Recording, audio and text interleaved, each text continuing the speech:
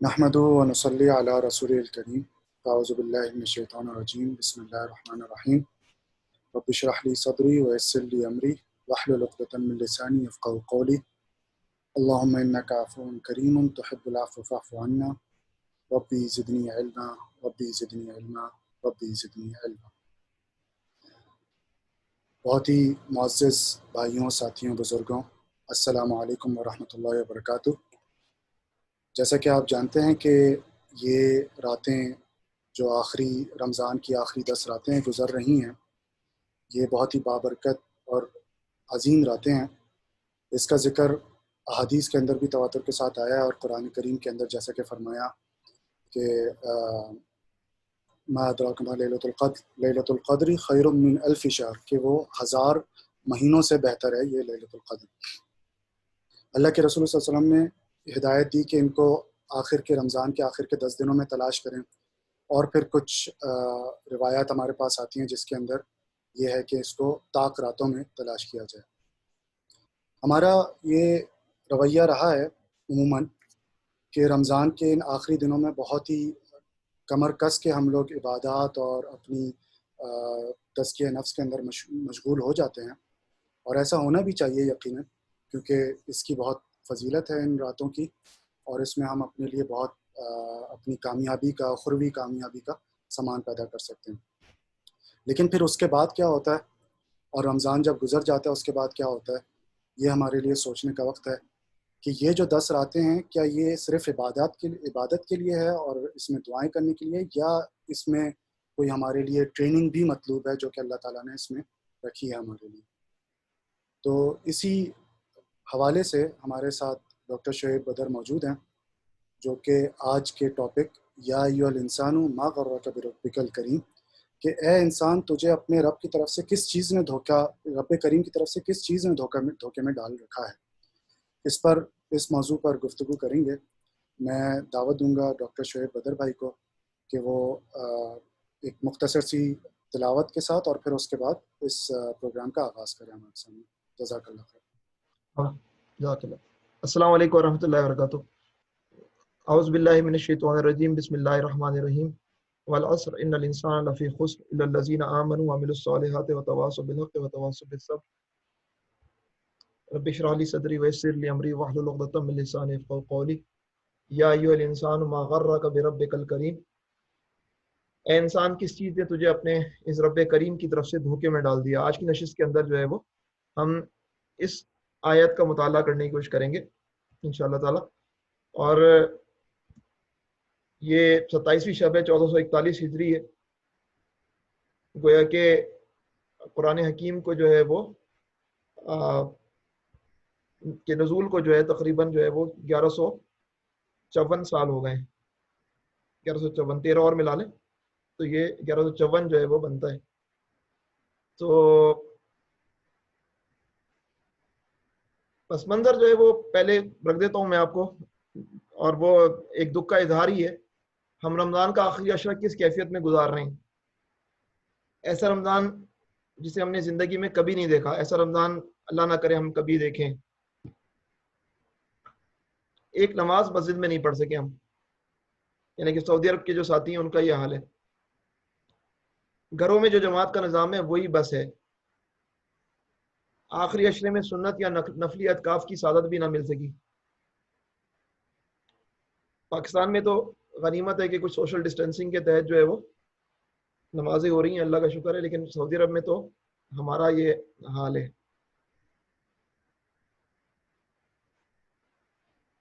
دیکھیں، رب کی دو بڑی نعمتیں ہیں جو کہ لیلۃ القدر کے اندر ہمیں غور و فکر کرنا چاہیے کہ یہ دو نعمتیں قرآن حکیم نے بیان فرمائی ہیں۔ ایک ہے جو کہ سورۃ القریش کے اندر آتی ہے کہ اطعمہم من جوع وآمنہم من خوف۔ دو نعمتیں ہیں، ایک جو ہے وہ اللہ کی طرف سے رزق، اور ایک جو ہے وہ اللہ کی طرف سے امن۔ جو ابھی صورتحال بن رہی ہے وہ یہ کہ ہم ایسا لگتا ہے کہ رزق کی فراوانی سے رزق کی قلت کے سفر کی طرف جو ہے وہ گامزن ہے۔ اللہ تعالیٰ کی ایک حقیر سی مخلوق نے انسانوں کو بہت ساری حقیقتیں دکھا دی ہیں۔ زندگی حیت بدل کر رہ گئی ہے، بزنس بند ہے، کروڑوں لوگ روزگار سے محروم ہیں، اور جو ہے وہ ایک جو کووڈ-19 ہے اس نے جو ہے وہ طرح طرح کے جو ہے وہ مسائل جو ہیں وہ انسانیت کے سامنے لا کھڑے کیے ہیں. وہ انسان جو بڑے کرو فر سے جو ہے وہ اکڑ کے جو ہے ابھی باتیں کر رہا تھا کہ ہم جو ہے وہ بہت جلد موت پہ بھی قابو پا لیں گے, تم جانتے نہیں ہو کہ ہم جو ہے وہ کس طرح ہماری سائنسی ترقی ہو رہی ہے اور ہم کیا کیا کچھ کر رہے ہیں. وہ جو ہے صورتحال ہے, وہ جو اللہ تعالیٰ کی طرف سے جو ہے وہ جو سے نجات ہے, بھوک سے نجات ہے. ہم لاکھوں اور کروڑوں انسان جو ہے وہ اب رزق کی قلت کا سفر جو ہے وہ کر چکے ہیں, اور کچھ لوگ جو ہے وہ جن کو اللہ نے روزگار دیا وہ بھی جو ہے وہ ڈرتے رہتے ہیں کہ اللہ تعالیٰ کب تک جو ہے وہ روزگار کی نعمت جو ہے وہ دی ہوئی ہے. اسی طرح جو ہے وہ دوسرا جو اللہ کی طرف سے بہت بڑی نعمت جو ہے وہ ہوتی ہے, وہ کسی بھی معاشرے کے لیے امن ہوتا ہے, چین ہوتا ہے. اور ہمیں نظر یہ آ رہا ہے کہ جو ہے یہ امن اور چین جو زندگی کے اندر تھا اب وہ بدامنی اور بے اطمینانی کی طرف جو ہے وہ گامزن ہے. سماجی اور معاشی بحران ہے جو کہ آ چکا ہے, لوگ اس کو فیس کر رہے ہیں.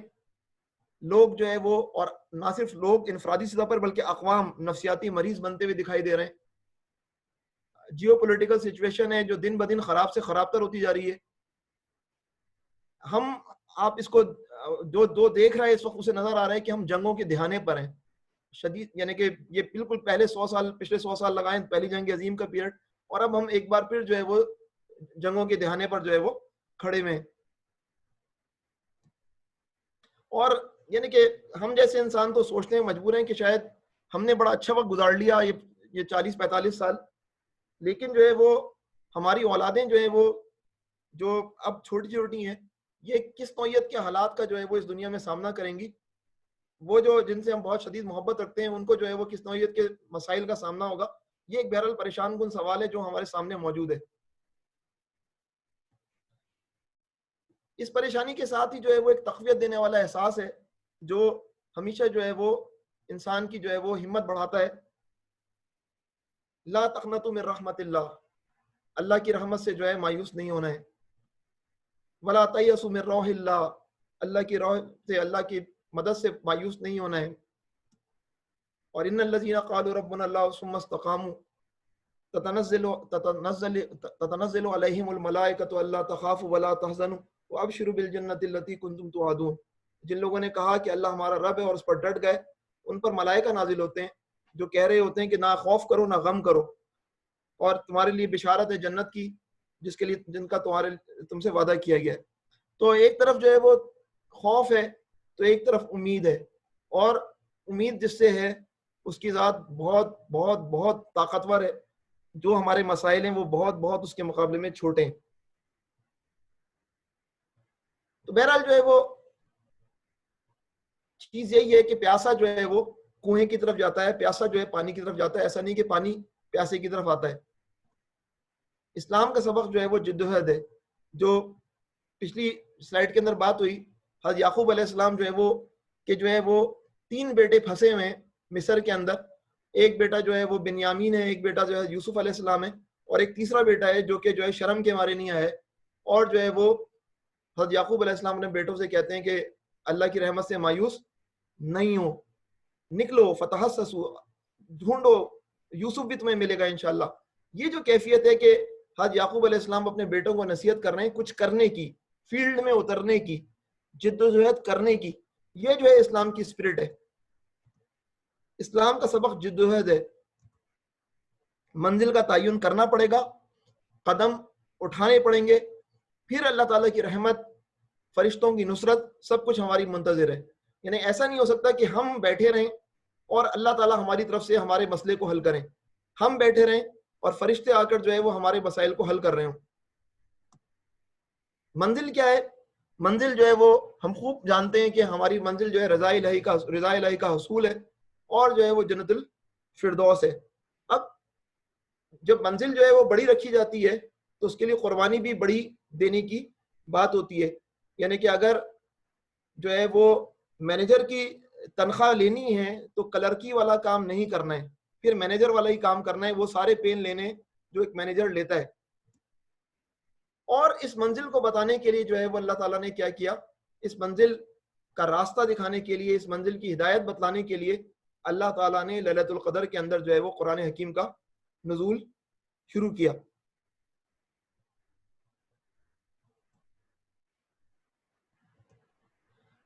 پہلے ہم یاد کر لیتے ہیں کہ وہ تاریخی ایونٹ جس دن نہیں بلکہ جس رات قرآن حکیم نازل ہونا شروع ہوا اور اللہ کے نبی صلی اللہ علیہ وسلم پر پہلی وحی نازل ہوئی. سورۃ العلق کی پہلی 5 آیات اللہ تعالیٰ فرماتے ہیں اعوذ باللہ من الشیطان الرجیم بسم اللہ الرحمن الرحیم اقرأ بسم ربک الذی خلق خلق الانسان من علق اقرأ وربک الاکرم الذی علم بالقلم علم الانسان ما لم یعلم. پڑھیے اس رب کے نام کے ساتھ جس نے تخلیق کیا ہے، انسان کو تخلیق کیا ہے علق سے. پڑھیے آپ کا رب بہت زیادہ کریم ہے، سب سے زیادہ کریم ہے، جس نے جو ہے علم دیا قلم کے ساتھ. اللہ انسان کو علم دیا جو وہ نہیں جانتا تھا. یہ پہلی 5 آیات ہیں جو کہ جو ہے وہ نبی کریم صلی اللہ علیہ وسلم پر نازل ہوئی ہیں. حدیثوں سے پتہ چلتا ہے، سیدہ عائشہ رضی اللہ تعالیٰ عنہ سے روایت ہے کہ نبی کریم صلی اللہ علیہ وسلم کو منصب نبوت پر فائز ہونے سے پہلے سچے خواب دکھائی دینے لگے تھے. آپ جو چیز خواب میں دیکھتے ایسا لگتا کہ گویا آپ دن کے اجالے میں دکھ رہے ہیں، انتہائی کلیئر ہوتے تھے. آپ غار حرا میں عبادت کے لیے کئی روز تنہائی اور خلوت میں گزارتے، کھانے پینے کا سامان اور اشیاء ضرورت گھر سے لے جاتے، اور جب سامان ختم ہو جاتا تو پھر آپ واپس گھر تشریف لاتے. سیدہ خدیجہ رضی اللہ تعالیٰ عنہ آپ کے لیے سامان دوبارہ تیار کرتی. اور اسی طرح جو ہے وہ ایک دفعہ حسب معمول آپ غار حرا میں تشریف فرما تھے، عبادت کے اندر مصروف تھے کہ حضرت جبرائیل علیہ السلام فرام نو ویئر نمودار ہو گئے. اور یہ جو سورت ہے اس کے ابتدائی الفاظ کا ہے اقرا اقرا اقرا، پڑھیے نبی کریم صلی اللہ علیہ وسلم کو کہا جا رہا ہے. آپ صلی اللہ علیہ وسلم نے جواباً فرمایا ما انا بقاری، میں پڑھا ہوا نہیں ہوں. نبی کریم صلی اللہ علیہ وسلم کے لیے اللہ نے فیصلہ کیا تھا کہ اللہ کے نبی صلی اللہ علیہ وسلم کو پڑھا لکھا نہیں ہونا تھا، کیونکہ یہی آپ کی صداقت کی ایک بہت بڑی دلیل بننی تھی کہ ایک امی کس طرح جو ہے ایسے عظیم الشان کلام کو لے کر آنے والا ہے. فرشتے نے 3 بار یہی کہا اور آپ نے اسی بات کو دہرایا، اور پھر جو ہے وہ فرشتے نے نبی کریم صلی اللہ علیہ وسلم کو سینے سے لگا کر دبایا یہاں تک کہ آپ کی قوت برداشت جواب نہیں لگی. فرشتے نے آپ کو چھوڑا اور پھر پڑھنے کے لیے کہا، اور پھر جو ہے وہ آپ صلی اللہ علیہ وسلم کو کہا گیا کہ آپ اس کو ریپیٹ کریں، اور پھر نبی کریم صلی اللہ علیہ وسلم نے اس 5 صورتوں کو جو ہے فرشتے کے ساتھ ریپیٹ کیا. اور جو ہے وہ اس کے ساتھ ساتھ جو ہے وہ پہلی اس لیلۃ القدر کی اس گھڑی کے اندر جو ان گھڑیوں میں جو ہے وہ صرف 5 آیات نازل نہیں ہوئی، بلکہ نبی کریم صلی اللہ علیہ وسلم کو کہا جاتا ہے کہ جو ہے وہ نماز کا طریقہ بھی سکھایا گیا. تو کیونکہ ہمارے ٹاپک میں جو ہے وہ یا ایھا الانسان ما غرک بربک الکریم، کریم کا لفظ ہے، ادھر بھی جو ہے وہ کریم کا لفظ موجود ہے. اقرا وربک الاکرم، اقرا وربک الاکرم. اکرم کا لفظ کا اگر آپ ترجمے دیکھیں تو یہ 3-4 ترجمے میں نے آپ کے سامنے لکھے ہوئے ہیں. پڑھو اور تمہارا رب بڑا ہی کریم ہے، پڑھ اور تیرا رب بڑا کریم ہے، پڑھ اور تیرا رب بڑا ہی کریم ہے. آپ پڑھیے آپ کا رب بہت کریم ہے. جتنے بھی آپ ترجمے دیکھیں گے تو اس کے اندر جو ہے وہ بہت زیادہ کریم، سب سے زیادہ کریم، یا پھر بہت کرم والا، اس طرح کے ترجمے ہی ملیں گے. یعنی کہ اکرم کے اندر ہڈن لفظ وہی ہے جو کہ ہمارے ٹاپک کا موضوع ہے کہ اے انسان تجھے کس نے اس چیز نے اپنے رب کریم سے دھوکے میں ڈال رکھا ہے. پہلی جو وہی نازل ہوئی ہے اس کے اندر ہی اللہ کا صفت جو آئی ہے وہ اللہ کا نام نہیں آیا بلکہ آپ کو کہا گیا رب. اور وہ رب کیسا ہے؟ اکرم، بہت زیادہ کرم کرنے والا ہے، سب سے زیادہ کریم. رب کا سب سے بڑا کرم پہلی وحی کے اندر کیا پتہ چل رہا ہے کہ الذی علم بالقلم، کہ اس کریم رب نے جو ہے وہ انسان کو جو ہے وہ تعلیم دی. کس کے ذریعے؟ قلم کے ذریعے. اور انسان کو علم دیا جو وہ نہیں جانتا تھا. تشریح میں لکھا گیا ہے کہ اس کا انتہائی کرم ہے کہ اس حقیر ترین، ابتدا میں جو ہے نا علق کی بات ہوئی ہے، خون کا لوتھڑے کی بات ہوئی ہے کہ انسان کیا تھا اور کیا بن گیا. یہ تو اس کی فزیکل جو ہے وہ یوں سمجھیں کہ جو ہے وہ تربیت اور نشوونما ہوئی ہے، لیکن انسان کس چیز سے بنتا ہے؟ یہ اس کا انتہائی کرم ہے کہ اس حقیر ترین حالت سے ابتدا کر کے اس نے انسان کو صاحب علم بنایا، جو مخلوقات کی بلند ترین صفت ہے، ڈیفرینشیٹر ہے. اور صرف صاحب علم ہی نہیں بنایا بلکہ اس کو قلم کے استعمال سے لکھنے کا فن سکھایا، جو بڑے پیمانے پر علم کی اشاعت، ترقی اور نسلاً بعد نسل اس کے بقا اور تحفظ کا ذریعہ بنا. یعنی قلم کا استعمال جو ہے وہ اللہ کا نے سکھایا. اگر وہ الہامی طور پر انسان کو قلم اور کتابت کے فن کا یہ علم نہ دیتا تو انسان کی علمی قابلیت ٹھٹر کر رہ جاتی اور اسے نشو و نما پانے، پھیلنے اور ایک نسل کے علوم دوسری نسل تک پہنچنے اور آگے مزید ترقی کرتے چلے جانے کا موقع ہی نہ ملتا۔ یعنی اللہ کا کرم ہے یہ کہ اللہ نے جو ہے وہ اب آج امت مسلمہ کا یہ المیہ ہے، بہت بڑا المیہ ہے کہ وہ جس کی آغاز ہی اقرا سے ہوا ہے، وہ سب سے زیادہ کم پڑھنے والی امت ہے، جس کو جو ہے وہ قلم سے واسطہ نہیں ہے، جس کو جو ہے وہ کتاب سے جو ہے وہ وابستگی نہیں ہے۔ اور پھر آپ اس کو دیکھیں کہ اللہ کی صفت رحمان ہے، سورۃ الرحمن، اس کے اندر کیا بات ہوئی ہے؟ اللہ نے فرمایا الرحمن اور اس کے بعد فرمایا علم القرآن، خلق الانسان علمہ البیان، یعنی کہ خلق الانسان جو ہے وہ بعد میں آ گیا، علم القرآن پہلے آ گیا۔ یعنی اللہ تعالیٰ رحمان یہ بتانا چاہ رہا ہے کہ وہ اس کی رحمانیت کی سب سے بڑی صفت کیا ہے کہ اس نے قرآن کی تعلیم دی، اور اس کے بعد اللہ تعالیٰ نے دوسری بات کی کہ انسان کو تخلیق کیا، اور پھر تیسری بات پھر یہ بتائی کہ جو ہے وہ تمہیں کمیونیکیشن کرنے کے قابل بنائے، تمہیں بیان کا علم دیا۔ یہ اللہ کی رحمانیت کے مظاہر ہے۔ تو لیلۃ القدر تو گویا کریم ہی کریم ہے، یعنی کہ پہلی وہی جو ہے وہ بھی ہم نے بات کی، وہ اکرم، رب اکرم، وہ رب جو سب سے زیادہ کریم ہے اس کی طرف سے نازل ہوئی ہے۔ تو جو ہے وہ لیلۃ القدر کے اندر تو جو چیزیں ہیں وہ کریم ہی کریم کی بات ہے۔ جس رب کی طرف سے قرآن اتارا گیا وہ رب کریم، پیغام لانے والا رسول یعنی حضرت جبریل علیہ السلام وہ فرشتہ کریم، اس کو رسول کریم بھی کہتے ہیں، جس کو دیا گیا یعنی حضرت محمد مصطفیٰ صلی اللہ علیہ وسلم وہ نبی کریم، جو پیغام دیا گیا یعنی قرآن وہ کتاب کریم، قرآن کریم، جس مہینے میں رمضان نازل کیا گیا وہ مہینہ کریم، رمضان کریم، جس راستے پر یہ قرآن رہنمائی کرتا ہے اس راستے پر چلنے کا انعام اجر کریم۔ یہ قرآن حکیم کی اصطلاحات ہیں جو میں آپ کے سامنے پڑھ رہا ہوں، یعنی کہ یہ کرم ہی کرم ہے، کرم ہی کرم ہے، نوازنے کا عمل ہے۔ سوال یہ بتاؤ کہ کریم کس کو کہتے ہیں؟ لغت کے اندر جو ہے وہ امام راغب اصفہانی نے جو بات لکھی ہے وہ یہ کہ جب اللہ کی صفت ہو تو اس سے احسان اور انعام مراد ہوتا ہے۔ انہیں جب اللہ رب کریم کہیں گے تو اس کا مطلب یہ ہے کہ رب احسان کرنے والا، انعام کرنے والا، جو ذات باری تعالیٰ سے صادر ہوتا ہے۔ قرآن میں جو ہے وہ سلیمان علیہ السلام کے متعلق آتا ہے کہ جب ملکہ سبا کے تخت کی بات آئی کہ اس تخت کو کون لے کر آئے گا، تو ایک جن نے، ایک عفریت نے کہا کہ میں اتنی جلدی لے کر آ جاؤں گا، پھر ایک صاحب علم نے کہا کہ جو ہے میں ابھی جلد پلک جھپکتے لے کر آ جاتا ہوں، اور حضرت سلیمان علیہ السلام نے اس وقت اللہ کا شکر ادا کیا اور کہا کہ میرا رب تو بے پرواہ اور کرم کرنے والا ہے۔ یعنی کہ اس وقت حضرت سلیمان علیہ السلام کے پاس بھی جو علمی ڈومین کے اندر جو ہے وہ فرد نے جو ہے وہ کارنامہ انجام دیا، تو آپ کے منہ سے جو ہے وہ کریم کا جو ہے وہ لفظ جو ہے وہ برآمد ہوا۔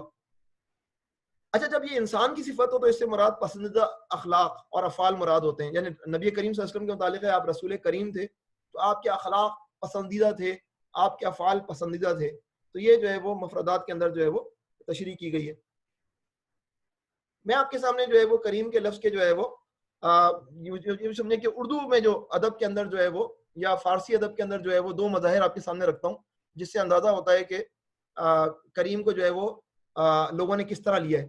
یعنی کہ موتی سمجھ کے شان کریمی نے چن لیے، موتی سمجھ کے شان کریمی نے چن لیے، قطرے جو تھے میرے عرق انفعال کے۔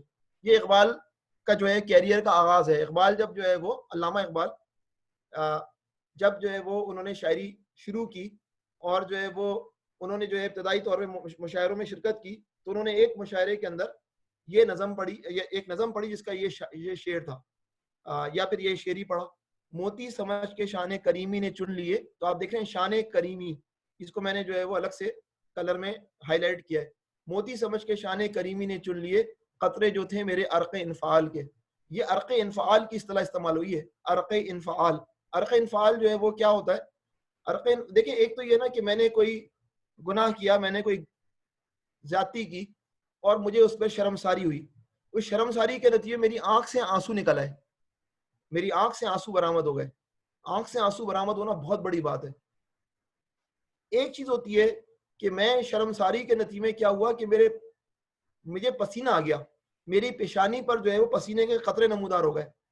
تو وہ جو پیشانی پہ پسینے کے قطرے ہیں یا جسم پر پسینے کے قطرے ہیں اس کو عرق انفعال کہتے ہیں۔ یہ جو اب ماشاءاللہ سے ہماری اردو زبان کے حوالے سے ایک بڑی پیش رفت ہوئی ہے، اردو لغت .info بہت اچھی ویب سائٹ ہے، اس میں اردو لغت کے حوالے سے اردو کے الفاظ کی بڑی اچھی طرح تشریح کی گئی ہے. اس کے اندر جو ہے عرق انفعال کی تشریح کیا کی گئی ہے؟ وہ پسینہ جو شرمندگی کے باعث جو ہے وہ آئے، عرق ندامت. تو آپ تصور کریں کہ ایک آدمی اپنے غلطی کے بعد نادم ہونے کی کس کیفیت کے اندر ہے کہ اس کی آنکھوں سے آنسو کے قطرے بھی برآمد نہیں ہو رہے، اس کی بس پیشانی پر پسینے کا قطرہ آیا ہے، یا پھر اس کے جسم کے کسی حصے سے جو ہے وہ کوئی عرق برآمد ہوا ہے پسینے کا، صرف اس پریشانی کے اندر. اس کو بھی جو ہے وہ شان کریمی کس طرح لیتی ہے، اس کو ٹریٹ کرتی ہے موتی. موتی سمجھ کے شان کریمی نے چن لیے قطرے جو تھے میرے عرق انفعال کے. علامہ اقبال کے پیر مرشد جو تھے، جو کہ علامہ اقبال نے اپنی شاعری میں واضح طور پہ بتایا ہے، وہ تھے مولانا جلال الدین رومی. مولانا جلال الدین رومی کی جو مثنوی ہے وہ فارسی کے اندر موجود ہے، اور جو ہے وہ جس نے وہ مثنوی پڑھی ہے وہ جانتا ہے کہ مولانا روم جو ہے وہ کس نوعیت کے جینیس تھے. یعنی کہ میں جاپان میں رہوں، جاپان میں بھی جاپانی زمانے میں مثنوی کا ترجمہ ان لوگوں نے کیا ہوا ہے. تو مثنوی ایک بہرحال جو ہے وہ ہمیں کچھ چیزوں ہر چیز سے متفق ہونا ضروری نہیں ہے. مولانا روم کی مجھے معلوم ہے کہ علماء کی کچھ سخت آرا بھی ہیں مولانا جلال الدین رومی کی مثنوی سے، لیکن ان کی مثنوی کے اندر جو بھی پڑھے گا وہ یہ جان جائے گا کہ وہ کس نوعیت کے جینیس آدمی ہیں. تو اشعار میں وہ کیا لکھ گئے. تو ان کی ایک مثنوی کی جو ہے وہ حکایت ہے، جس حکایت نے مجھے جو ہے وہ کرم کے معنی سمجھائے نا، کہ کرم کے معنی کیا ہوتے ہیں. تو ہوتا یہ ہے کہ اس مثنوی کے اندر کہ ایک جو ہے وہ شوہر جو ہے وہ بے روزگار ہوتا ہے، اور جو ہے وہ گھر کے اندر جو ہے معاشی تنگ دستی ہوتی ہے. اب معاشی تنگ دستی ہوتی ہے تو اس کی وجہ سے گھر میں جھگڑے ہوتے ہیں، اور بیوی مستقل یہ کہتی ہے کہ جو ہے وہ تم جو ہے وہ کچھ کام کرو کام کرو. اچھا اب جو ہے وہ ایک فلاسفیکل ڈسکشن ہوتا ہے وہ شاعری کے اندر. شوہر کہتا ہے بیگم توکل کرو، بیوی کہتی ہے توکل نہیں، جدوجہد کے بعد توکل جائز ہوتا ہے. اور بالآخر جو ہے وہ بیوی غالب آ جاتی ہے، اور شوہر کہتا ہے کہ کچھ نہ کچھ تو کرنا پڑے گا. جب وہ کچھ نہ کچھ کرنا پڑے گا کی بات آتی ہے تو اب سوال یہ پیدا ہوتا ہے کہ ابھی تو حالات اچھے نہیں ہیں، قحط پڑا ہوا ہے، تو کیا کریں، سمجھ میں نہیں آ رہا کہ کیا کریں. تو آئیڈیا آتا ہے ان کے ذہن میں کہ ہمارا جو بادشاہ جو بغداد میں بیٹھا ہوا ہے یہ جو ہے بہت زیادہ سخی ہے، یہ بہت زیادہ جو ہے وہ کرم والا ہے، کریم ہے. تو جو ہے وہ اس کے پاس جاتے ہیں اور اس کو جو ہے وہ بادشاہ سے جو ہے وہ کچھ جو ہے وہ انعام حاصل کرنے کی کوشش کرتے ہیں تاکہ ہماری زندگی بہتر انداز میں گزرے. تو جو ہے وہ شوہر جو ہے کہتا ہے کہ بیگم جانا تو ہے، لیکن جائیں تو کیسے جائیں، کچھ بھی نہیں ہے گھر میں کہ بادشاہ کے پاس تحفے کے طور پہ پیش کریں، ہدیے کے طور پہ پیش کریں. تو غور و فکر کرتے ہیں تو انہیں یاد آتا ہے کہ جب بارش ہوئی تھی آخری دفعہ تو انہوں نے گھڑا کھود کے کچھ پانی جو ہے وہ اکٹھا کیا ہوا ہے. تو شوہر کہتا ہے کہ بیگم ابھی آج کل قحط ہے، تو جو ہے وہ کچھ مشکیزے میں پانی ڈال کے لے کر جاتا ہوں یہ پانی، اور بادشاہ کو ہدیے کے طور پہ پیش کروں گا. بادشاہ بڑا خوش ہوگا کہ قحط کے دن میں یہ بندہ جو ہے وہ پانی لے کر آیا ہے. بیوی کہتی ہے ٹھیک ہے. اس طرح وہ ایک دو مشکیزیں لیتا ہے اور جو ہے وہ بغداد کی طرف چلتا ہے. اچھا جس روٹ سے وہ بغداد کی طرف جاتا ہے اس روٹ پہ جو ہے وہ قحط ہی قحط تھا، لوگ جو ہے پانی کی قلت کا شکار تھے. وہ شخص بولتا ہے کہ میرا تحفہ تو زبردست قسم کا ہے، بڑا کام کرے گا. چنانچہ جو ہے وہ کسی نہ کسی طرح سفر کی جو ہے وہ مسائل کو فیس کرتے ہوئے یہ فرد جو ہے وہ کہاں پہنچ جاتا ہے، بغداد پہنچ جاتا ہے. اور بغداد کے بعد جو ہے وہ شاہی محل میں ہی پہنچ جاتا ہے، اور شاہی محل کے بعد بادشاہ کے روبرو بھی کھڑا ہو جاتا ہے. اب بادشاہ اس کو دیکھتا ہے، بولتا ہے بتائیے کس مقصد کے لیے آپ تشریف لائے. تو کہتا ہے میں آپ کو تحفہ دینے کے لیے آیا ہوں. بادشاہ بولتا ہے کیا تحفہ ہے. وہ کہتا ہے کہ میرا تحفہ یہ اور مشکیزیں حوالے کر دیتا ہے. بادشاہ سلامت جو ہے وہ مشکیزیں کو کھول کے جو ہے پانی نکالتے ہیں تو پانی گلاس کے اندر نظر آتا ہے گدلا پانی تھا. بادشاہ جو ہے وہ اس گدلے پانی کو دیکھتا ہے، تحفہ دینے والے کی شکل کو دیکھتا ہے، اور پھر پوچھتا ہے کہ آپ کہاں سے آئے. وہ بتاتا ہے کہ میں آپ کی سلطنت کے جو ہے وہ اس خطے سے آیا ہوں. بادشاہ یہ سن کر کہتا ہے اوہ ہو، دیکھو تو صحیح یہ میرے لیے کیا زبردست قسم کا تحفہ لے کر آیا ہے، دیکھو میرے لیے پانی لے کر آیا ہے. اور ایسی تعریفیں کرنا شروع کرتا ہے بادشاہ کہ سارے درباری جو ہیں وہ پریشان ہو جاتے ہیں کہ بادشاہ سلامت کو کیا ہو گیا. اچھا جو تحفہ لانے والا ہے وہ سمجھتا ہے کہ میں میرٹ پہ زبردست قسم کا تحفہ لایا ہوں تبھی میری تعریف ہو رہی ہے. اچھا بادشاہ سلامت تعریف کر کے کہتے ہیں کہ اس کو تو انعام اور اکرام سے نوازو. چنانچہ اسے جو ہے وہ ڈھیر سارا انعام اور اکرام دیا جاتا ہے، اور جو ہے اس کو کہا جاتا ہے کہ جو ہے وہ اب آپ جائیے. اور جو ہے وہ وزیر کو بادشاہ سلامت بلاتے ہیں اور بادشاہ سلامت کہتے ہیں کہ دیکھو اب جو ہے نا وہ اس کو واپس جو ہے نا اس کے گھر کی طرف جو روانہ کرنا ہے، اس کو جو ہے فرات کے پر کشتی میں بٹھاؤ اور اس کو اس روٹ سے لے کر جاؤ تاکہ جو ہے وہ اس کو کچھ چیزوں کا اندازہ ہو. چنانچہ جو ہے یہ جو فرد ہوتا ہے جو تحفہ لے کر آتا ہے یہ تو اپنے تئیں یہ سمجھ رہا ہوتا ہے کہ میں زبردست قسم کا بادشاہ سلامت کو تحفہ لے کر آیا ہوں, تبھی تو بادشاہ سلامت نے مجھے انعام اور اکرام سے نوازا ہے. اب جب واپسی میں وزیر صاحب اسے بٹھاتے ہیں کشتی پر جو فرات پہ رواں دوا, تو پانی کا اتنا زبردست ذخیرہ دیکھ کر اس جو ہے وہ تحفہ لانے والی کی حالت خراب ہو جاتی ہے. وہ کہتا ہے بادشاہ کے پاس تو اتنا زبردست قسم کا پانی کا ذخیرہ ہے, اور جو ہے وہ بادشاہ نے میری گتلے سے پانی کی جو ہے وہ کیا عزت افزائی کی ہے. تو میرے بھائیوں یہ جو حکایت ہے, اس حکایت سے کیا پتہ چلتا ہے؟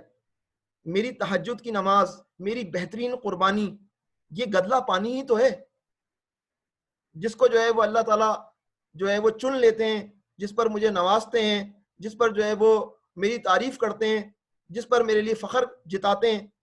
اس کے علاوہ کیا ہے یہ میرا عمل؟ اللہ کی ذات تو بے نیاز ہے نا ان تمام چیزوں سے. تو میری بیسٹ پرفارمنس بھی جو ہے وہ فرات کے پانی کے ذخیرے کے سامنے کیا حیثیت رکھتی ہے.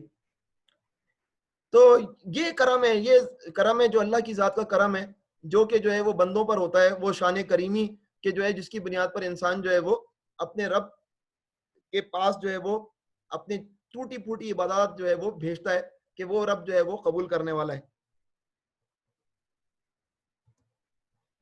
تو کس چیز نے انسان کو رب کریم کے بارے میں دھوکے میں ڈال رکھا ہے؟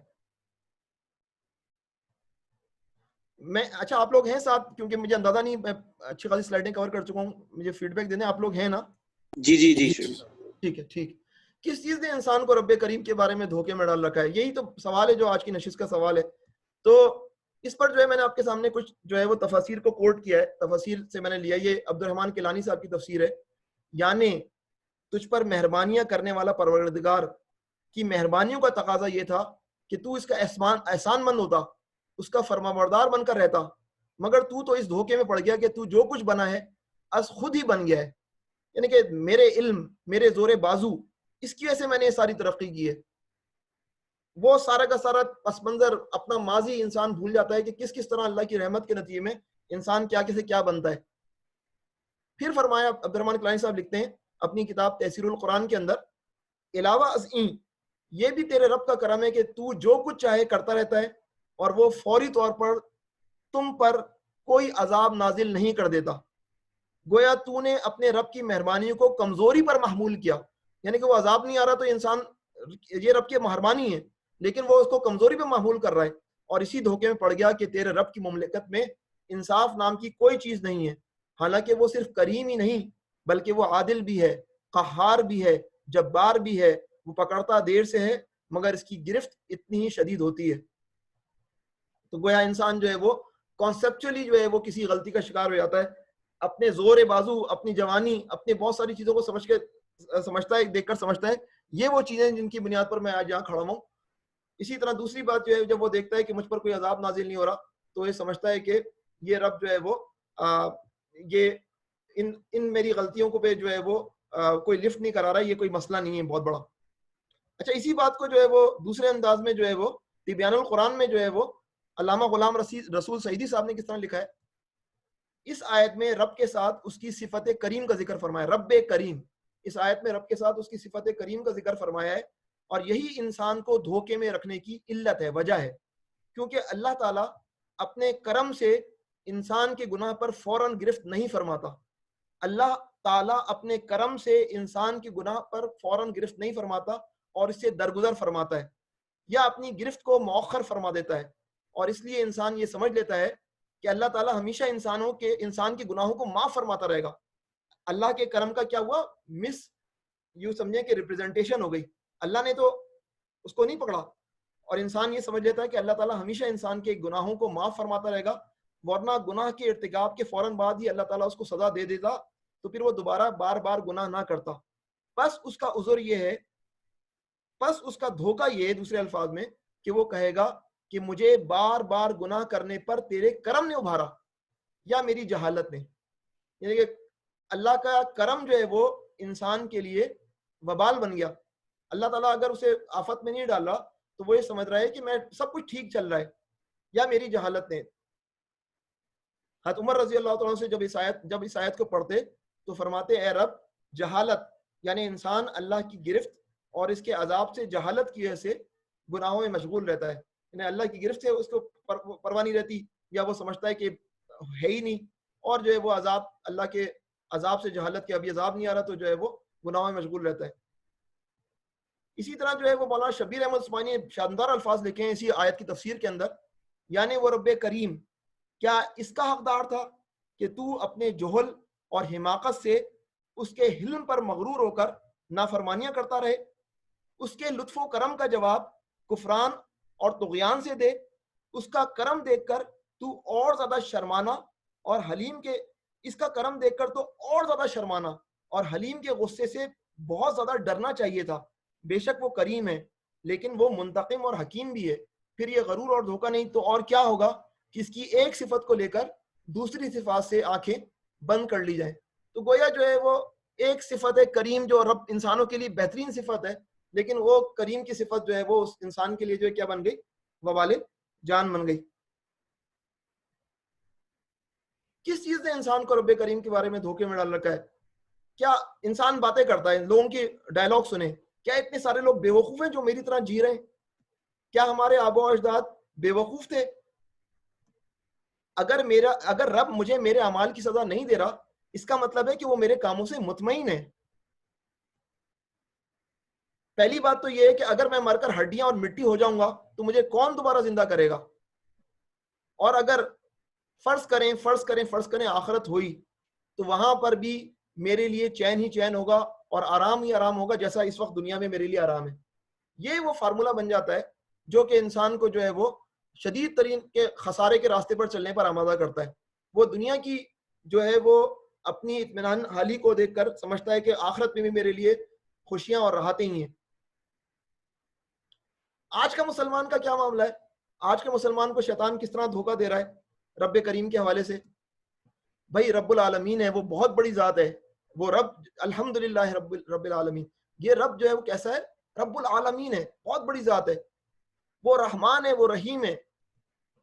اس کو میرے گناہوں سے کیا فرق پڑتا ہے؟ اس کو میرے گناہوں سے کیا فرق پڑتا ہے؟ اس رب کو، اس کو کیا پرواہ ہے میرے گناہ سے؟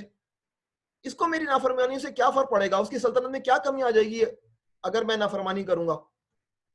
میں اگر کسی کا حق مار لوں تو اس کی خدائی میں کون سی کمی آئے گی؟ میں اگر نماز نہ پڑھوں تو کیا فرق پڑ جائے گا؟ گویا کہ جو ہے وہ انسان جو ہے وہ شیطان کے دھوکے میں آ کر جو ہے اپنی نافرمانی کو ہلکا لیتا ہے کہ یہ کون سی بڑی، اور پھر اس کے لیے پھر جسٹیفیکیشن ہے اس کے پاس، اگر میں نے گناہ کر لیا تو کون سا برا کر لیا، وہ بھی تو گناہ کرتا ہے، یہ بھی تو گناہ کرتا ہے۔ یہ اس طرح کی جسٹیفیکیشن جو ہے دوسروں کی غلطیوں کو دکھا کر جو ہے اپنی غلطیوں کو جو ہے وہ پردے میں لانے والی بات کرتا ہے انسان۔ ابھی جو ہے وہ پچھلے دنوں کنٹروورسی ہوئی تو اس کنٹروورسی کے اندر جو ہے وہ معاملات جو ہے وہ کہاں سے کہاں چلے گئے، تو یہ آپ کے سامنے کچھ ٹویٹس ہیں۔ I just want to apologize to all my followers for that I went out barehead without wearing dupatta once. I really did not know it would cause a global pandemic. یعنی کہ یہ طارق جمیل صاحب والا جو مسئلہ ہے اس کے تناظر میں کوئی خاتون فائقہ ایاز، انہوں نے کیا لکھا ہے کہ میں اپنے فالوورز کو جو ہے وہ معذرت کرنا چاہتی ہوں کہ میں ایک دفعہ بغیر دوپٹے کے جو ہے وہ نکل گئی، مجھے پتہ نہیں تھا کہ اس کی سے کووڈ جو ہے وہ عالمی وبا نمودار ہو جائے گی۔ اسی طرح کوئی خاتون ندا کرمانی صاحبہ وہ کیا کہتی ہیں؟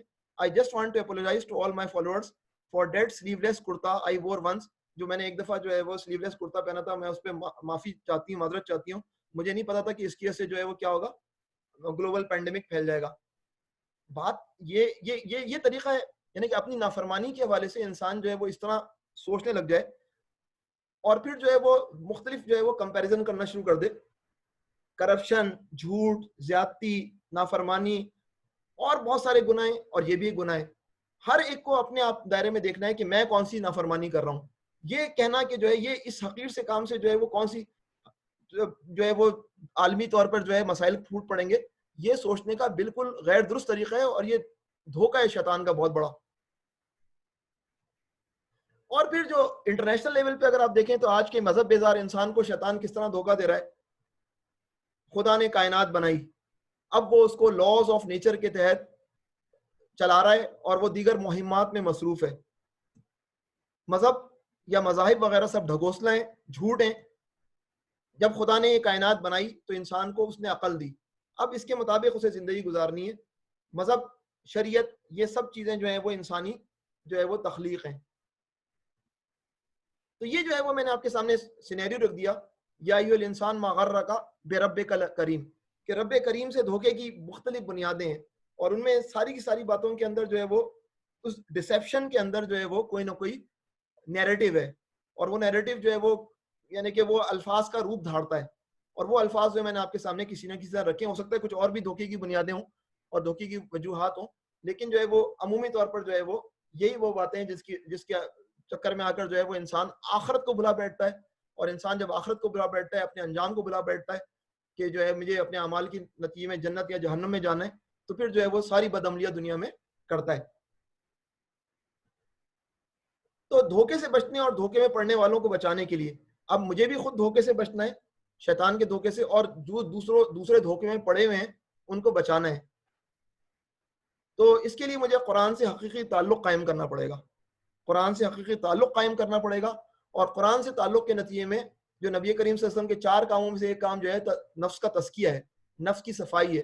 تو نفس کی صفائی دونوں طریقے سے کرنی ہے کہ میرے کانسیپٹس کلیئر ہو جائیں، میرے افکار جو ہے وہ کلیئر ہو جائیں، وہ طاہر ہو جائیں، وہ جو ہے پاک ہو جائیں، کانسیپٹ صحیح ہو جائیں، اور میرے اخلاق جو ہے وہ خوبصورت ہو جائیں.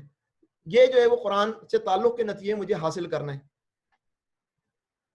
اور اس کے لیے اگر مجھے تزکیہ نفس حاصل کرنا ہے اور یہ اپنے ٹارگٹ کو اچیو کرنا ہے، تو اس کے لیے رات کی ساعتیں بڑی مفید ہیں. رات کے جو ہے وہ خاموش لمحات جب سب سو رہے ہوتے ہیں.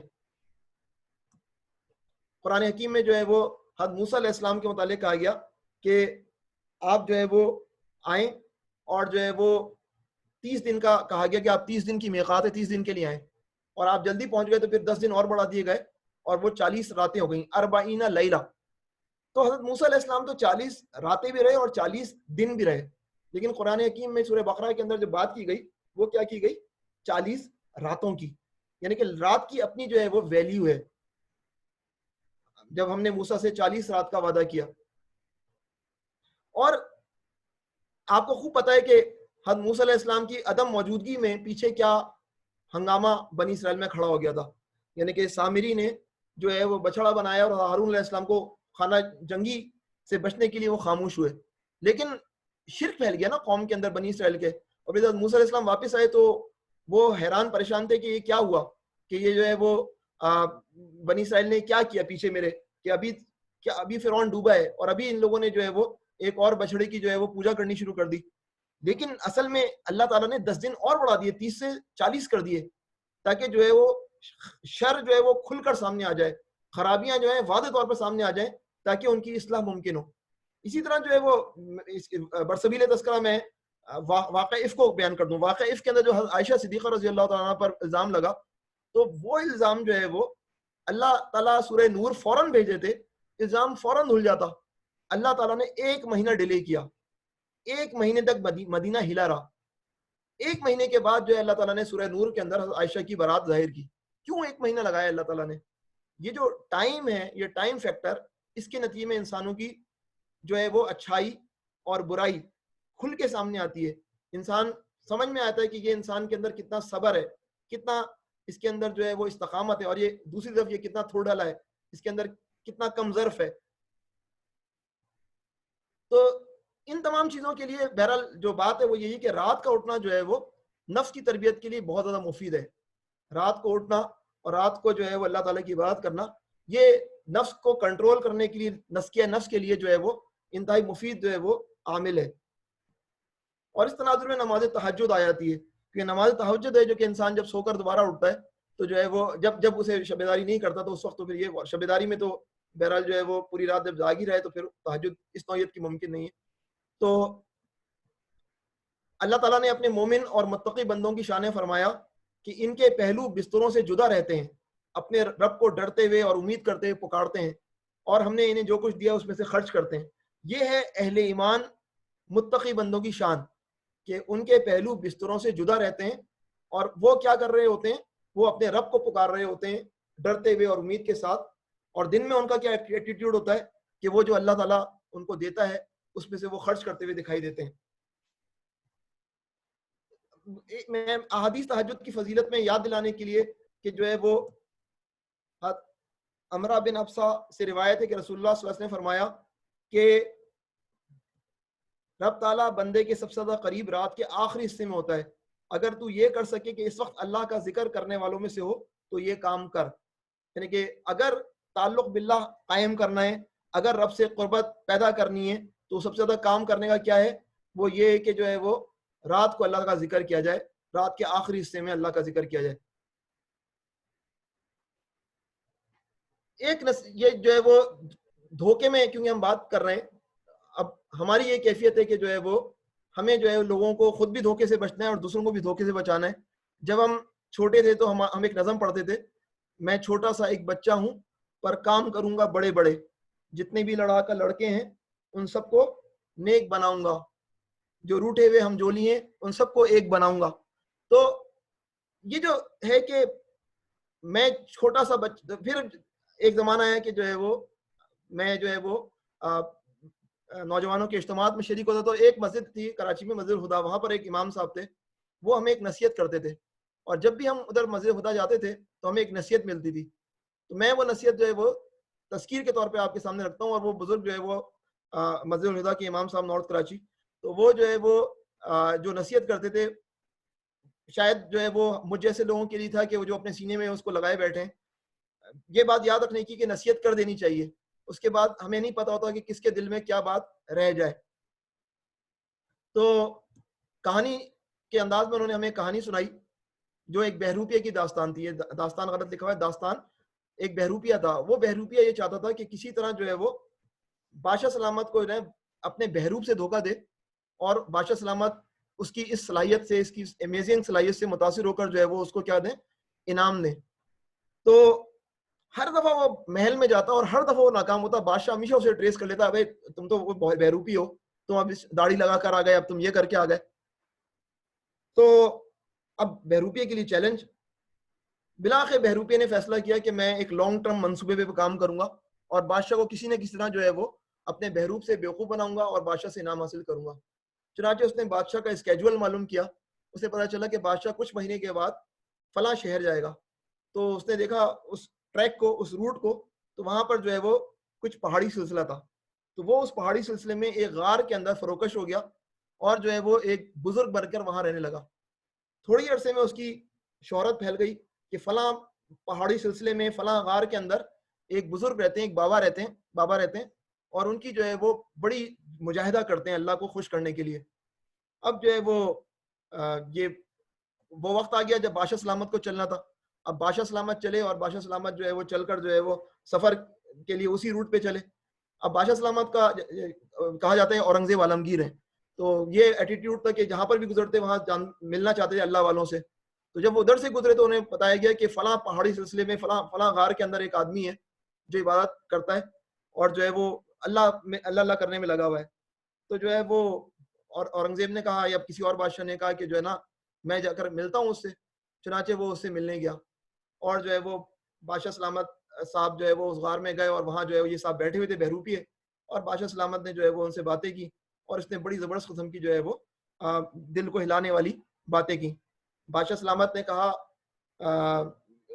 اس کو بزرگ سمجھا, اور اس کو کہا کہ بادشاہ میں جو ہے وہ آپ کو جو ہے کچھ ہدیہ دینا چاہتا ہوں. اور اس نے ڈھیر ساری اشرفیاں جو ہے وہ اس جو ہے وہ بہروپیے کو دے دی. بہروپیے نے اس اشرفی کو اٹھایا اور اورنگزیب کو دے مارا کہ مجھے نہیں چاہیے اشرفیاں, اور جو ہے میں کیسے قبول کر سکتا ہوں یہ تمہاری اشرفیاں, میں اللہ کے لیے یہاں پر بیٹھا ہوں. اورنگزیب بڑا متاثر ہوا اور کہا کہ یہ تو واقعی بڑا ولی اللہ ہے, اسے کوئی پیسے کی پرواہ نہیں ہے. وہ غار سے باہر نکل آیا. جب وہ غار سے باہر نکل آیا تو جو ہے وہ جو ہے وہ بہروپیہ اس نے جو ہے وہ بادشاہ سلامت کو پکارا, بادشاہ سلامت میرا انعام کہاں ہے؟ اب بادشاہ سلامت نے مڑ کر دیکھا تو اس کو پتا چلا یہ تو بہروپیہ تھا. تو بادشاہ سلامت نے غصے سے کہا کہ میں جب تمہیں اتنا انعام دے رہا تھا تو تم نے انعام نہیں لیا, مجھے اشرفیاں مار دی تم نے مجھے, اور اب جو ہے تم جو ہے وہ مجھ سے جو اشرفیاں مانگ رہے ہو انعام میں. تو اس نے کہا کہ بادشاہ سلامت جس روپ کو میں نے دھارا تھا وہ روح اس بات کو قبول نہیں کر سکتا تھا کہ جو ہے وہ میں آپ سے اشرفیاں جو ہیں وہ قبول کروں.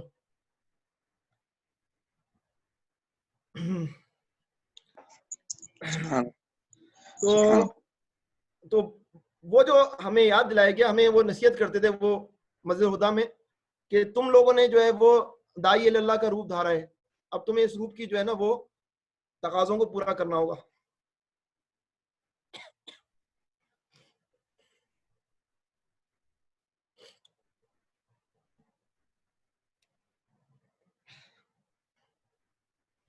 تو داعی کے لیے اللہ تعالیٰ کی یاد جو ہے وہ مچھلی کے پانی کی طرح ہے.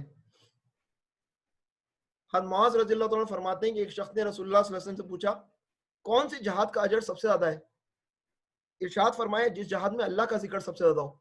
دیکھیں بہت سارے اعمال ہیں, لیکن اصل میں ان سب کی اعمال کی روح جو ہے نا وہ اللہ کا ذکر ہے, اللہ کی یاد ہے. جس جہاد میں اللہ کا ذکر سب سے زیادہ, وہ سب سے اچھا جہاد ہے, وہ سب سے زیادہ اجر والا جہاد ہے. پوچھا روزے داروں میں سب سے زیادہ اجر کسے ملے گا؟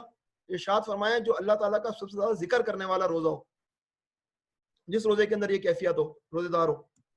پھر اسی طرح نماز, زکوٰۃ, حج اور صدقے کے متعلق رسول اللہ صلی اللہ علیہ وسلم نے فرمایا, اسی نماز, زکوٰۃ, حج اور صدقے کے متعلق کہ وہ نماز, زکوٰۃ, حج اور صدقہ افضل ہے جس میں اللہ تعالیٰ کا ذکر زیادہ ہو.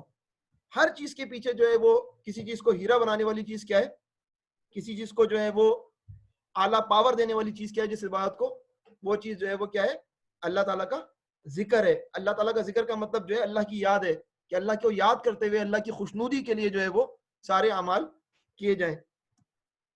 حضرت ابو بکر رضی اللہ تعالیٰ نے حضرت عمر رضی اللہ تعالیٰ سے فرمایا اے ابو حفص ذکر کرنے والے ساری خیر و بھلائی لے گئے. رسول اللہ صلی اللہ علیہ وسلم نے اس وقت ارشاد فرمایا بالکل ٹھیک کہتے ہو, جب یہ باتیں ساری چل رہی تھیں بالکل ٹھیک کہتے ہو. تو ذکر کرنے والا, اب ہمارے ذہن میں ابھی اس ذکر کی بات نہیں کر رہا جو صوفیوں کے یہاں مروج ہے اللہ اللہ, یہ اس ذکر کی بات نہیں ہو رہی ہے. یہ اس ذکر کی بات ہو رہی ہے جس کے اندر اللہ کی یاد شامل ہو, مصنون اذکار موجود ہوں. یہ ہم اس ذکر کی بات کر رہے ہیں. تو نماز تہجد, رات کو قیام اللیل, یہ تو نارمل ہے. اب اللہ تعالیٰ نے ہمیں لیلۃ القدر کی تلاش کے لیے جو ہے یہ آخری اشرا دیا ہے. قرآن حکیم میں لیلۃ القدر کی کیا شان بیان کی گئی ہے, میں آپ کے سامنے وہ رکھتا ہوں. اللہ تعالیٰ فرماتے ہیں سورۃ القدر کے اندر, بے شک ہم نے اس قرآن کو شب قدر میں نازل کیا ہے, اور تمہیں کیا معلوم کہ شب قدر کیا چیز ہے؟ شب قدر 1000 مہینوں سے بھی بہتر ہے. اس میں فرشتے اور روح اپنے پروردگار کی اجازت سے ہر کام کے لیے اترتے ہیں. وہ راز سراپا سرتپا یعنی سلامتی ہے فجر کے طلوع ہونے تک. یعنی کہ شب قدر کے متعلق جو ہے وہ شب قدر کے 3 جوابات ہیں. شب قدر کیا چیز ہے, شب قدر کی ویلیو کے اعتبار سے یہ 1000 مہینوں سے بہتر ہے. اور کام اس کے اندر کیا ہوتا ہے کہ حضرت جبریل علیہ السلام اور فرشتے جو ہے وہ پروردگار کی اجازت سے اترتے ہیں, اور جو ہے وہ جو امر نافذ ہونے ہوتے ہیں ان امر کے حوالے سے, کیونکہ وہ دوسری صورت میں آئے گا, وہ ابھی ہم پڑھیں گے. اور پھر جو ہے وہ جو لوگ اللہ کو یاد کر رہے ہوتے ہیں ان کو جو ہے وہ ان کی وہ اچھی باتیں بھی سنتے ہیں. اور یہ رات جو ہے وہ اس کا ٹینیور کیا ہے, اس کی ڈیوریشن کیا ہے, یہ جو ہے وہ جب تک کہ فجر کا ٹائم نہیں ہوتا, سورج کے طلوع ہونے کے ٹائم تک جو ہے یہ جاری رہتی ہے یہ پریکٹس نا. یہ سورۃ القدر ہے. اب میں اس کی تشریح ہمارے اس طرح ٹائم نہیں کہ بیان کروں, لیکن میں نے آپ کے سامنے سورۃ القدر کے حوالے سے جو لیلۃ القدر کا بیان ہے اس کا مختصر ترجمہ پیش کر دیا.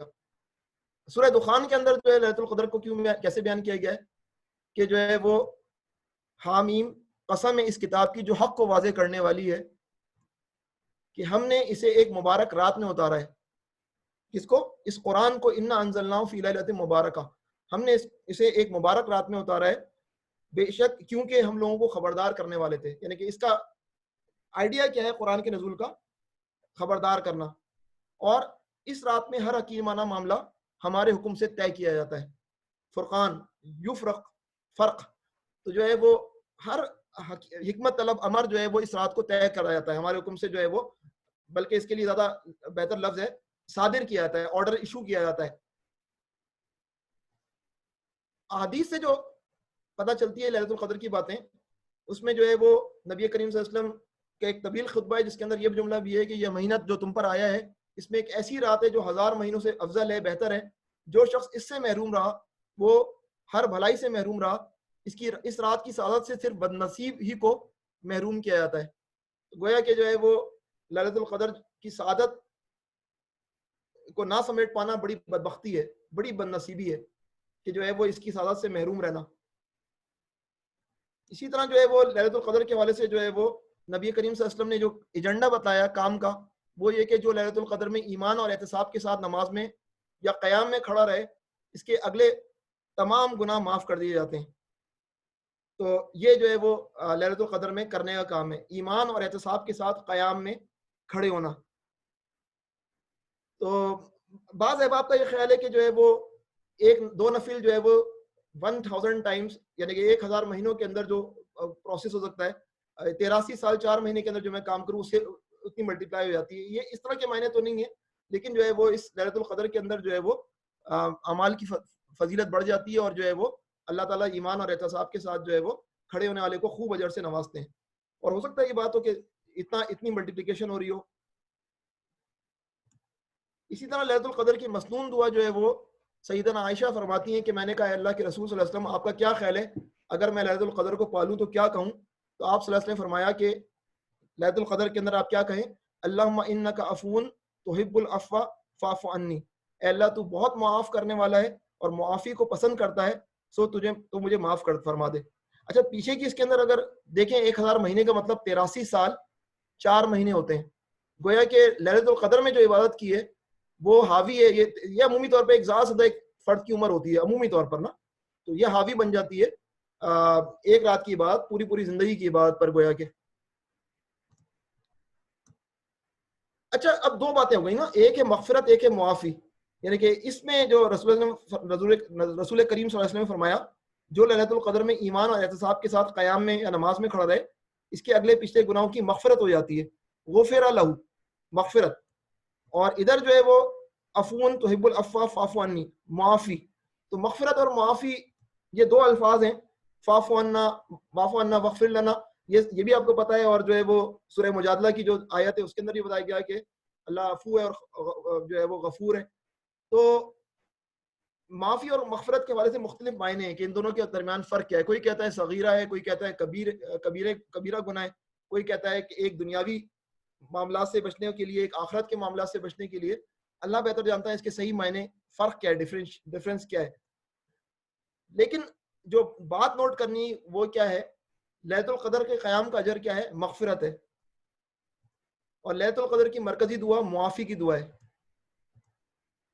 معافی اور مغفرت صرف ان معنوں میں اہم نہیں ہے کہ ہم جہنم کی آگ سے بچا لیے جائیں اور جنت میں داخل کر دیے جائیں. یعنی یہ بہت بڑا ایشو ہے کہ ہم مغفرت کی دعا کریں, ہم معافی کی دعا مانگیں تاکہ ہم جنت میں داخل کیے جائیں اور جہنم سے بچا لی جائیں.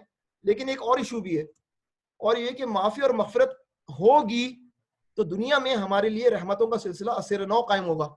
یعنی کہ اگر اللہ تعالیٰ ہمیں معاف کر دیں گے اور اللہ تعالیٰ ہماری مغفرت کر دیں گے تو ہی دنیا پر رحمتوں کا سلسلہ دوبارہ شروع ہو سکتا ہے, اور ہمارے لیے جو ہے اطعمہم من جوع وامنہم من خوف, ہمارے لیے رزق کے دروازے بھی کھل سکتے ہیں اور امن کے دروازے بھی کھل سکتے ہیں.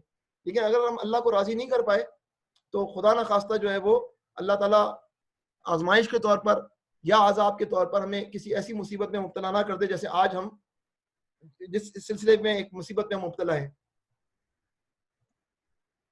تو بہت ساری باتیں ہو سکتی ہیں, لیکن ایک ایشو جو اس کو ہم دیکھ لیتے ہیں وہ ہے جبریل علیہ السلام, جن کو الروح سورۃ القدر میں کہا گیا ہے, اور لاتعداد فرشتوں کا زمین پر نزول. یہ جو پورا پروسیس ہے کہ لیلۃ القدر کے اندر جو ہے اللہ تعالیٰ اتنی تعداد کے اندر جو ہے وہ فرشتوں کو زمین پر بھیج رہے ہیں, آخر یہ کیا فینومنا ہے. تو یہ فینومنا یاد کرنے کے لیے, سمجھنے کے لیے وہ یاد کرتے ہیں جس کو قصہ آدم علیہ السلام اور ابلیس کہا جاتا ہے, جس کے اندر فرشتوں کی طرف سے ایک سوال کیا گیا تھا کہ زمین پر فساد اور خون ریزی کرنے والا خلیفہ آپ بنائیں گے اللہ. اور اس کے جواب میں اللہ تعالیٰ نے جو باتیں کہی تھیں اس کے اندر جو ہے وہ اللہ تعالیٰ نے بہرحال جو ہے وہ یہ بات بھی کہی تھی کہ میں جانتا ہوں جو تم نہیں جانتے. پھر حضرت آدم علیہ السلام کو اللہ نے علم دیا اپنے صفت کریمی. تو لیلۃ القدر اصل میں فرشتے انسان کے اندر موجود خیر کو دیکھنے کے لیے زمین پر رب کے اذن سے اترتے ہیں کہ جس انسان کے متعلق یہ خیال تھا تو اللہ تعالیٰ نے کہا تھا میرے مخلص بندوں کو ابلیس کبھی بھی جو ہے وہ بھٹکا نہیں پائے گا. تو وہ جو کریم ہے انسانوں کی انسان کو کی اس کریم کو دیکھنے کے لیے جو کہ جنت کے لیے جنت میں جانے کی منتظر ہے، تو وہ جو ہے وہ فرشتے ان کو دیکھنے کے لیے زمین پر آتے ہیں. گویا کہ ایک اور پہلو جو ہے وہ یہ ہے کہ رسول اللہ صلی اللہ علیہ وسلم کی رحلت کے بعد وحی کا سلسلہ جو ہے وہ منقطع ہو گیا، اور یہ بہت بڑی دکھ کی بات ہے کہ حضرت جبرائیل علیہ السلام کی آمد جو ہے وہ نبی کریم صلی اللہ علیہ وسلم کی رحلت کے بعد بظاہر رک گئی، لیکن نہیں، یہ لیلۃ القدر وہ دن ہے یا وہ وقت ہے یا وہ رات ہے جب حضرت جبرائیل علیہ السلام خود جو ہے وہ میدان عمل میں آتے ہیں، اور ان کی قیادت میں سارے کے سارے فرشتے جو ہے وہ اپنا رول ادا کر رہے ہوتے ہیں. تو یہ حضرت جبرائیل علیہ السلام کا نزول بہت حوصلہ افزا بات ہے. تو ابھی تقدیر کے متعلق ہم بات نہیں کر رہے، فرشتوں کا ایک عمل تقدیر کے حوالے سے بھی ہے، لیکن یہ دو باتوں پہ اب آپ ان احادیث کو دیکھیں. اللہ تعالیٰ کا انسانوں پر فخر. حضرت معاویہ رضی اللہ تعالیٰ فرماتے ہیں کہ رسول اللہ صلی اللہ علیہ وسلم صحابہ کے ایک حلقے میں تشریف لے گئے اور ان سے دریافت فرمایا تم یہاں کیسے بیٹھے ہو؟ انہوں نے عرض کیا ہم اللہ تعالیٰ کا ذکر کرنے اور اس بات کا شکر ادا کرنے کے لیے بیٹھے ہیں کہ اللہ تعالیٰ نے ہم کو اسلام کی ہدایت دے کر ہم پر احسان کیا ہے. لیکن اللہ کا ذکر کرنے اور شکر کرنے کے لیے بیٹھے ہیں. نبی کریم صلی اللہ علیہ وسلم نے ارشاد فرمایا اللہ کی قسم کیا تم صرف اسی وجہ سے بیٹھے ہو؟ صحابہ نے عرض کیا اللہ کی قسم صرف اسی لیے بیٹھے ہیں. نبی کریم صلی اللہ علیہ وسلم نے ارشاد فرمایا میں نے تمہیں جھوٹا سمجھ کر قسم نہیں لی، بلکہ بات یہ کہ جبرائیل علیہ السلام میرے پاس آئے تھے اور یہ خبر سنا گئے کہ اللہ تم لوگوں کی وجہ سے فرشتوں پر فخر فرما رہے ہیں. یعنی کہ انسانوں کی وجہ سے اللہ تعالیٰ فرشتوں پر فخر فرما رہے ہیں کہ دیکھو یہ میری مخلوق جو ہے وہ کیسے مجھے یاد کر رہی ہے.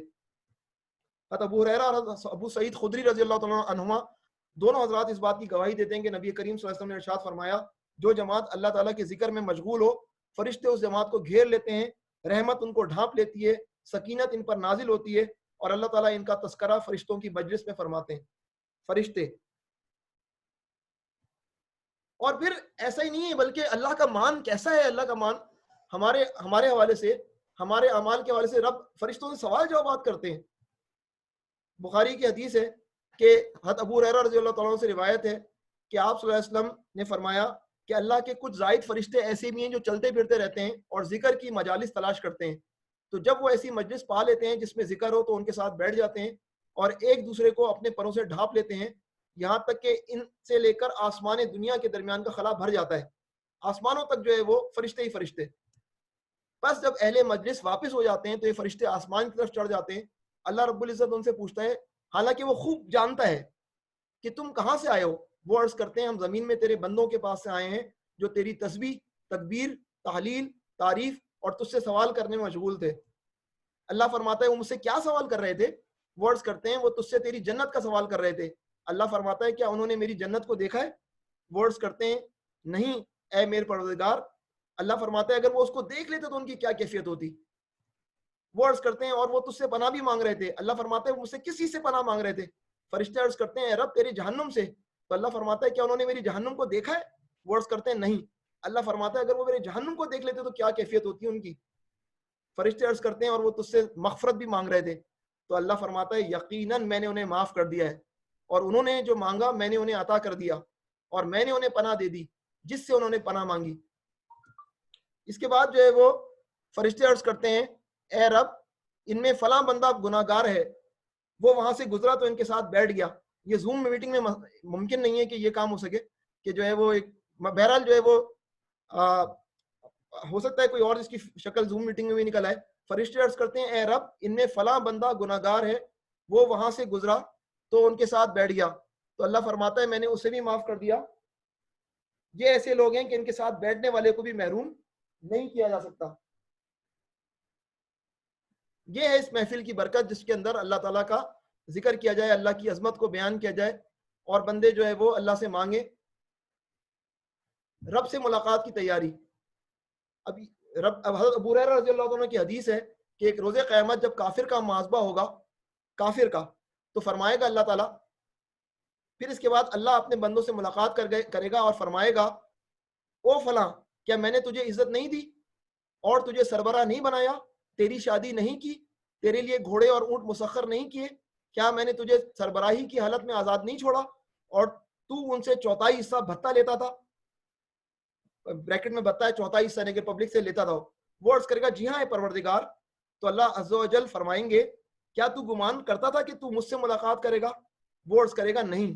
پھر اللہ عز و جل فرمائے گا میں بھی تجھے بلا دیتا ہوں جس طرح تو نے مجھے بلا دیا تھا. کافر سے ملاقات کا مسئلہ ہے کہ کافر کو یاد دلائے گی اللہ تعالیٰ نعمتیں یاد دلائیں گے اور پھر بولیں گے کہ یہ سب تھا، کیا تجھے پتا تھا کہ مجھ سے ملاقات کرنی ہے؟ وہ کہے گا نہیں، مجھے تو اصل میں پیچھے کیا تھا، رب کریم کے حوالے سے شیطان نے اسے دھوکے میں ڈال رکھا تھا. رب سے ملاقات ہم سب کو کرنی ہے اور رب کے سامنے جو ہے وہ ہمیں بتانا ہے کہ ہم نے کیا کارگزاری دکھائی ہے. اب یہ آخری حصہ ہے اس پریزنٹیشن کا، حضرت موسیٰ علیہ السلام اور قدر. حضرت موسیٰ علیہ السلام اور قدر. حضرت موسیٰ علیہ السلام کا تفصیلی واقعہ اور آیت نمبر 40 کے اندر جو ہے جب کلائمیکس آتا ہے تو کیا قرآن کا لفظ آتا ہے، ثم جئت علی قدر یا موسیٰ. ہم نے اب اس کا ترجمہ کر دیتا ہوں تو اسے ہم نے پھر ایک مرتبہ تجھ پر، پھر ایک دفعہ مرتبہ تجھ پر احسان کیا. یعنی کہ موسیٰ علیہ السلام کہتے ہیں کہ یہ رب اشرح لی صدری ویسر لی امری، بہت ساری دعائیں مانگتے ہیں. ہارون علیہ السلام کے حوالے سے دعائیں مانگتے ہیں کہ میرا وزیر بنا دیجئے. اللہ تعالیٰ کہتے ہیں ہاں ٹھیک ہے، تمہاری تمام دعاؤں کو قبول کر لیا. پھر فرماتے ہیں ہم نے پھر ایک مرتبہ تجھ پر احسان کیا. پہلے والا احسان کیا تھا؟ یاد کرو وہ وقت جب کہ ہم نے تیری ماں کو اشارہ کیا، ایسا اشارہ جو وحی کے ذریعے کیا جاتا ہے کہ اس بچے کو صندوق میں رکھ دے اور صندوق کو دریا میں چھوڑ دے.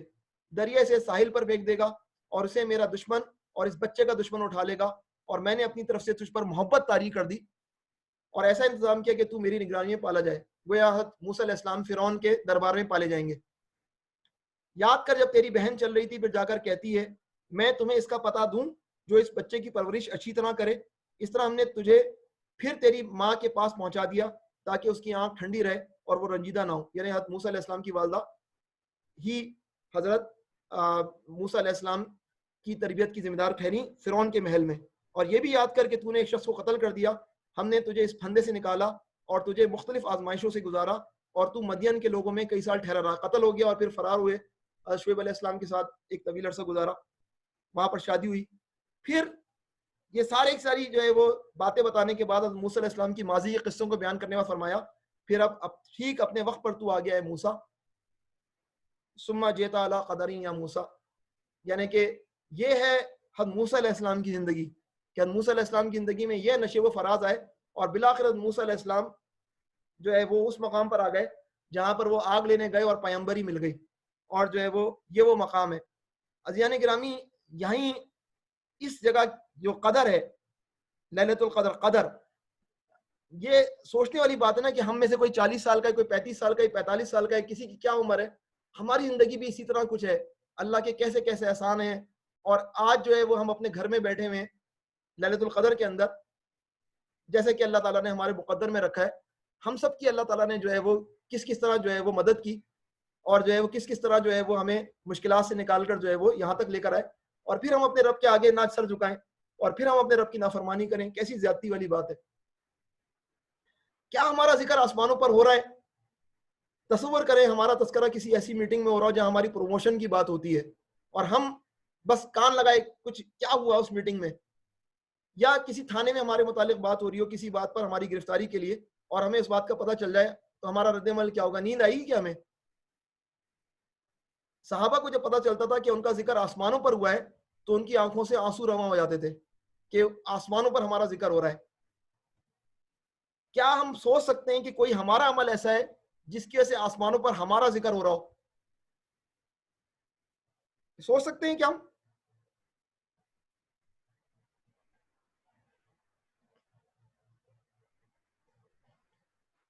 دیکھیں یہ بڑا قیمتی لمحات ہیں جب زمین آسمان سے زمین کے متعلق فیصلے آ رہے ہیں اور ہمارے متعلق فیصلے آ رہے ہیں. لیلۃ القدر کا مطلب کیا ہے کہ اگلے سال کی سارے فیصلے صادر ہو جاتے ہیں کہ کیا کیا چیزیں ایونٹس ہوں گے، کس کی موت ہے، کس کے حیات ہے، کیا کس پہ کی پیدائش ہے، کس کے رزق کی محرومی ہے، کس کے رزق میں فراوانی ہے. یہ فیصلے اور زمین کے متعلق سارے فیصلے اگلے سال کے لیے اس لیلۃ القدر میں آتے ہیں. تو جب آسمان سے زمین کے متعلق فیصلے اور ہمارے متعلق فیصلے آ رہے ہوں تو کیا ہم سوتے رہیں کہ کیا فرق پڑتا ہے، جو فیصلے ہونے تھے وہ تو ہو ہی گئے، یعنی کہ ہم کیا کر سکتے ہیں، فیصلے تو وہی ہوں گے جو کہ وہی ہوتا ہے جو منظور خدا ہوتا ہے. نہیں، وہ منظور خدا یقیناً ہوتا ہے، لیکن دعا سے تو حضرت یونس علیہ السلام کی قوم پر آنے والا عذاب بھی ٹل گیا. یعنی کہ ہر ایک کو اسائنمنٹ دی کہ لے کر چلے جاؤ بادلوں کو. اب یوسف علیہ السلام کی قوم پہ عذاب آیا ہی آیا، لیکن عذاب تو ٹلا نا. تو یہ رات اپنے احتساب کی رات ہے. یہ رات اپنے احتساب کی رات ہے. جتنی زندگی گزر گئی کیسے گزری, مستقبل کے حوالے سے کیا لاہ عمل ہوگا, یہ گویا نیو ایئر ریزولوشن ہے, یہ گویا اپنے نئے سال کے لیے اپنے آپ سے وعدہ ہے. ہمیں اب یہ پروگرام ختم ہو جائے گا میرا خیال میں 10 منٹ کے اندر, ابھی خاصی رات باقی ہے. بیٹھیں, کھڑے ہوں, اپنی زندگی کے ورق الٹیں, بچپن سے لے کر آج تک جو زندگی گزاری اس پہ غور کریں. کیسے کیسے لوگ تھے جن سے ہم ملے, جن کی صحبت ہم نے پائی, جن سے ہم نے ہاتھ ملائے, جن سے ہم نے تربیت حاصل کی, جو ان سب کے نام سوچیں ان کے متعلق, اور ان کا نام لے لے کر دعا کریں کہ اللہ ان کی مغفرت فرما. اسی طرح سوچیں اطراف میں کون کون بیمار ہے, اور ان کا نام لے لے کر دعائیں کریں گے. اللہ وہ جن بہنیں یا وہ بھائی جن کی شادیاں نہیں ہو پا رہی ہیں ان کے لیے دعائیں کریں, جن کے بچے نہیں ہو رہے, جو ازدواجی مسائل کا شکار ہیں, جو بھوک, فقر اور مالی تنگدستی کا شکار ہیں, جو کسی اور مسئلے کا شکار ہیں, سب کے نام لے لے کر جو ہے کوشش کریں کہ جو ہے وہ ان کے لیے دعا, آخرت کی, دنیا کی اور آخرت کی بھلائی کی دعا کریں. اور جن سے ہم نے زیادتیاں کی اس پر توبہ استغفار کرنے کی ضرورت ہے, اور جو ہے وہ عملی طور پر بھی اس کے لیے قدم اٹھانے کی ضرورت ہے. اس دین کے حوالے سے دعائیں کرنے کی ضرورت ہے, اس دنیا کے حوالے سے دعائیں کرنے کی ضرورت ہے. دیکھیں, اپنے آپ کو دھوکہ دینے کی ضرورت نہیں ہے. جو نیک کام سامنے ہے اس کو کر گزریں. کس کو پتا ہے کتنی عمر رہ گئی ہے, کس کو پتا ہے. میں صرف آپ کے سامنے جو ہے وہ یہ اختلافی ایشو ہے, لیکن میری جو رائے میں آپ کے سامنے رکھتا ہوں, حالات کو انڈرسٹینڈ کرنا چاہیے. یا ایھا الانسان ما غرک بربک الکریم, کورونا وائرس اللہ تعالیٰ کا ایک طرح سے کرم بھی ہے. قرآن حکیم میں سورہ سجدہ کے اندر جو ہے وہ اللہ تعالیٰ نے فرمایا کہ ہم جو ہے وہ بڑے عذاب سے پہلے چھوٹے چھوٹے عذاب دیں گے, ان کو ذائقہ چکھائیں گے, لعلہم یرجعون, تاکہ یہ لوگ رجوع کریں, تاکہ یہ لوگ پلٹ آئیں. یہ جو چیز ہے, اب اتنا بڑا ایونٹ ہو رہا ہے دنیا کے اندر, دنیا پوری جو ہے وہ ٹھٹری ہوئی ہے, بالکل جو ہے فریز ہوئی ہوئی ہے, پریشان حال ہے. اب دنیا اس کے باوجود بھی اپنے رب کی طرف متوجہ نہ ہو اور اس کو جو ہے وہ مختلف انداز میں دیکھ رہی ہو. یہ ایک موقع ہے رجوع کا, اللہ سے معافی کا, اللہ سے استغفار کا, اپنے معاملات کو دیکھنے کا, اپنی زندگی کو جائزہ لینے کا. لیکن اگر پھر ہم, وہی بات ہے نا کہ ہم پچھلی اقوام کے متعلق کہتے تھے کہ ان پر یہ آتا تھا, کوئی غور و فکر ہی نہیں کرتے تھے. جب ہم پر آئے تو ہم کون سا غور و فکر کر رہے ہیں. ایک دعا میں آپ کے سامنے رکھتا ہوں جو میری پسندیدہ دعا ہے, اس کے بعد آخری سلائیڈ ہے. حضرت انس بیان کرتے ہیں کہ رسول اللہ صلی اللہ علیہ وسلم ایک دیہاتی کے پاس سے گزرے, وہ اپنی نماز میں دعا مانگ رہا تھا. ایک دیہاتی ہے, اس کا انٹلیکٹ لیول دیکھیں آپ, کیا بات کر رہے ہو. اور وہ کہہ رہا تھا یا وہ کہہ رہے تھے, اے وہ ذات جس کو آنکھیں نہیں دیکھ سکتی, اے وہ ذات کہ کسی کا خیال و گمان اس تک نہیں پہنچ سکتا, اے وہ ذات کے اوصاف بیان کرنے والے اس کے اوصاف بیان نہیں کر سکتے, اے وہ ذات کے حوادث زمانہ اس پر اثر انداز نہیں ہو سکتے, اے وہ ذات کے اسے گردش زمانہ سے کوئی اندیشہ نہیں, اے وہ ذات جو پہاڑوں کے وزنوں کو جانتی ہے, اے وہ ذات جو دشمنوں کے پیمانوں کو جانتی ہے, اے وہ ذات جو سمندروں کے قطروں کی تعداد کو جانتی ہے, اے وہ ذات جو بارش کے قطروں کی تعداد کو جانتی ہے, اے وہ ذات جو درختوں کے پتوں کی تعداد کو جانتی ہے, اے وہ ذات جو ان تمام چیزوں کو جانتی ہے جن پر رات کی تاریکی چھا جاتی ہے اور جن کو دن روشن کرتا ہے, اے وہ ذات جو کہ سمندر کے پیٹ میں کیا ہے وہ بھی تجھے معلوم ہے, اے وہ ذات کے چٹانوں میں کیا چھپا ہے وہ بھی تو جانتا ہے. یہ اللہ کی تعریف بیان کی اس نے, اس بدو نے, اس دیہاتی نے. اور یہ ساری تعریف بیان کرنے کے بعد اس نے دعا کیا کی, تو میری عمر کے آخری حصے کو سب سے بہتر بنا دے, اور میرے آخری عمل کو سب سے بہتر عمل بنا دے, اور میرا بہترین دن وہ بنا جس دن میری تجھ سے ملاقات ہو. اے تو میری عمر کے آخری حصے کو سب سے بہتر بنا دے, میرے آخری عمل کو سب سے بہتر عمل بنا دے, اور میرا بہترین دن اس دنیا کا دن نہ ہو, میرا بہترین دن وہ بنا جس دن میری تجھ سے ملاقات ہو. آپ صلی اللہ علیہ وسلم نے یہ جب باتیں سنی, آپ صلی اللہ علیہ وسلم نے ایک آدمی کے ذمہ لگایا کہ جب یہ دیہاتی نماز سے فارغ ہو جائے تو اسے میرے پاس لے آنا. چنانچہ وہ نماز کے بعد حضور اکرم صلی اللہ علیہ وسلم کی خدمت میں حاضر ہوا. حضور اکرم صلی اللہ علیہ وسلم کے پاس ایک کان سے کچھ سونا ہدیے میں آیا ہوا تھا. آپ صلی اللہ علیہ وسلم نے اسے وہ سونا ہدیے میں دے دیا. پھر اسے پوچھا, اے اعرابی تم کون سے قبیلے کے ہو؟ اس نے کہا, یا رسول اللہ صلی اللہ علیہ وسلم میں بنی عامر قبیلے کا ہوں. حضور اکرم صلی اللہ علیہ وسلم نے فرمایا, کیا تم جانتے ہو کہ میں نے تم کو سونا کیوں ہدیہ دیا ہے؟ اس نے کہا, یا رسول اللہ صلی اللہ علیہ وسلم ہماری آپ کی جو رشتہ داری ہے اس کی وجہ سے. آپ نے فرمایا رشتہ داری کا بھی حق ہوتا ہے, لیکن میں نے تمہیں سونا اس وجہ سے ہدیہ کیا ہے کہ تم نے بہت عمدہ طریقے سے اللہ کی شان بیان کی ہے. تو یہ جو یعنی کہ آپ آپ میں سے کوئی MBA ہے, میں PhD ہوں, ہو سکتا ہے آپ میں سے بھی کوئی ڈاکٹریٹ کیا ہوا ہو, تعلیم کے اعلیٰ درجے پر ہو, ہم سے اللہ سے باتیں نہیں ہو پاتی ہیں, اور یہ بدو ایسی شاندار باتیں کرتا ہے. کیا یہ وجہ تو نہیں ہے کہ ہم توجہ نہیں دیتے کہ کیا باتیں ہمیں کرنی ہے اپنے رب سے؟ یہ حیرت انگیز بات ہے نا کہ یہ ایسے افراد ہیں جو کہ ایک نارمل اعرابی, اور کیا شاندار طریقے سے اللہ کی بات کرنا ہے. میرے جو مربی تھے جن سے میں نے بچپن میں قرآن, جن کی وجہ سے میں قرآن سے قریب ہوا, اقبال فاروقی صاحب, وہ ہماری مسجد میں آتے تھے ہر ہفتے, جو ہے وہ ہر جمعرات کی رات کو درس دیتے تھے عشاء کی نماز کے بعد. تو طویل عرصے تک یہ معمول رہا. پھر میں جہاں وہ درس دیتے تھے میں ادھر ہی پہنچ جاتا تھا ان کے درس کو سننے کے لیے. 1 گھنٹے کے اندر 1-2 آیات کو یہ وہ کور کرتے تھے. تو پھر جو ہے وہ ہمارے علاقے سے وہ شفٹ ہو گئے موسمیات کراچی کے اندر, اور مجھے ان کے متعلق اطلاعات ملتی رہتی تھی. پھر میں نے کوشش کی کہ ہمارے علاقے میں وہ درس بھی کریں. ایک دن مجھے اطلاع ملی, کیا اطلاع ملی, کہ 27ویں شب تھی اور ان کو ایک درس کے لیے بلایا گیا تھا, اور وہ درس دینے گئے, انہوں نے درس دیا, اس کے بعد دعا کے لیے ہاتھ اٹھائے, اور اس کیفیت میں اللہ تعالیٰ نے ان کو اپنے پاس بلا لیا. تو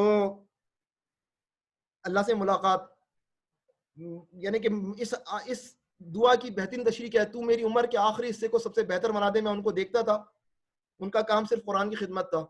ان کا بہترین عمل کیا تھا, 27ویں شب کو درس دینے کے بعد جو ہے وہ دعا کرتے ہوئے اللہ تعالیٰ کی, یعنی دعا کے لیے ہاتھ اٹھائے, دعا نہیں مانگ سکے, اللہ نے ان کو اپنے پاس بلا لیا.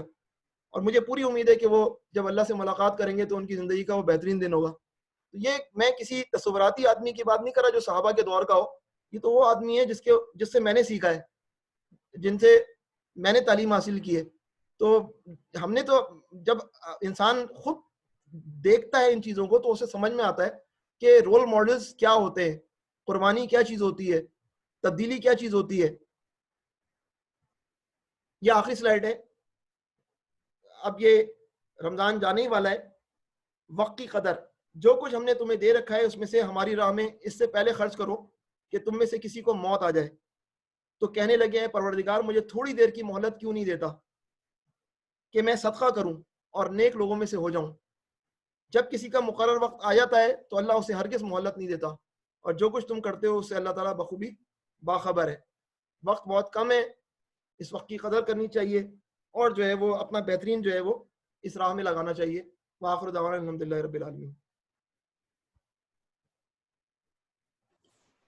جزاک اللہ خیر. یہ تھے ڈاکٹر شعیب جو ہمارے سامنے لیلۃ القدر کی تناظر میں اور یا ایھا الانسان ما غرک بربک الکریم کے تناظر میں ہمارے سامنے درس قرآن انہوں نے پیش کیا. کیونکہ یہ بڑی راتیں ہیں اور اس کے اندر بہت زیادہ فضیلت اس بات کی ہے کہ ہم اللہ کی راہ میں, اللہ کے سامنے ہم کھڑے ہوں اور عبادات میں, اور اس کے سامنے ہم گڑگڑا کے اپنے لیے امت مسلمہ کے لیے, اپنے عزیز و اقربا کے لیے دعا میں مشغول ہوں. تو اسی کے ساتھ میں چاہوں گا کہ شعیب بھائی سے دعا کی درخواست کر کے ہم اس پروگرام کو ختم کریں اور ہم اپنی انفرادی عبادات کے اندر جو ہے اس رات کو تھوڑا سا صرف کریں. شعیب بھائی دعا کرا دو. رضا بھائی یا کوئی بزرگ نہیں ہے کوئی اور ہمارے ساتھ؟ ماشاءاللہ سے بزرگان میں سے کافی موجود ہیں. میں گزارش کروں گا, ارشد بھائی ہیں, اور اگر ارشد بھائی اویلیبل ہیں تو میں ان کو انمیوٹ کر دیتا ہوں. جی جی.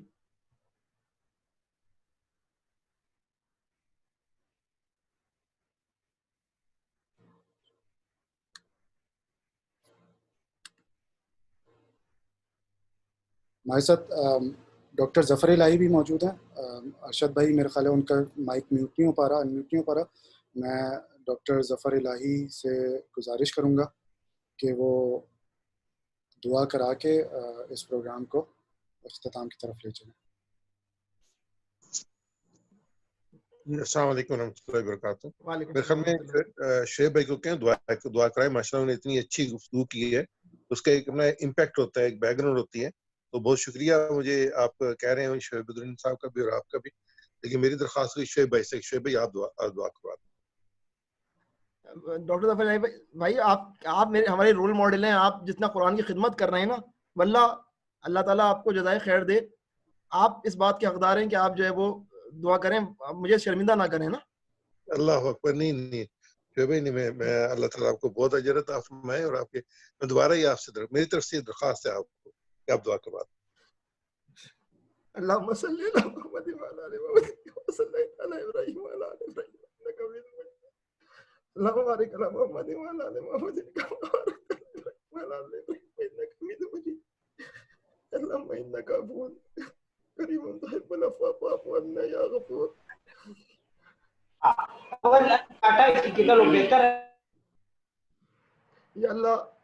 یا اللہ ہماری زندگی کا بہترین عمل ہماری زندگی کا آخری عمل کرنا.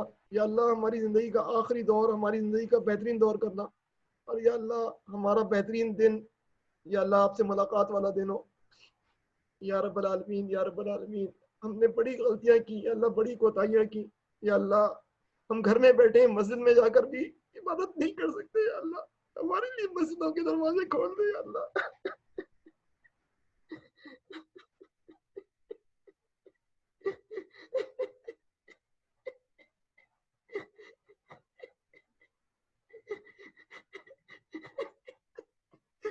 ڈاکٹر صاحب آپ کرا دیں.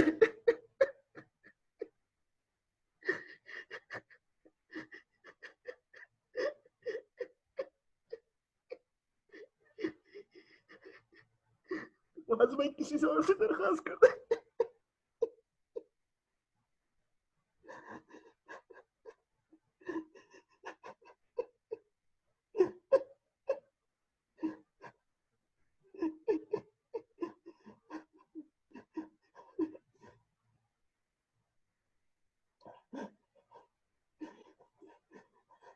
اللهم صل على محمد وعلى ال محمد كما صليت على ابراهيم. اللهم بارك على محمد وعلى ال محمد كما باركت على ابراهيم وعلى ال ابراهيم انك حميد مجيد. یا اللہ جو ساتھیوں کے دلوں کی باتیں مرادیں اللہ ان کا پورا فرما. وصلی اللہ تعالی علی خیر خلق محمد وعلى اله وصحبه اجمعین برحمتک یا ارحم الراحمین.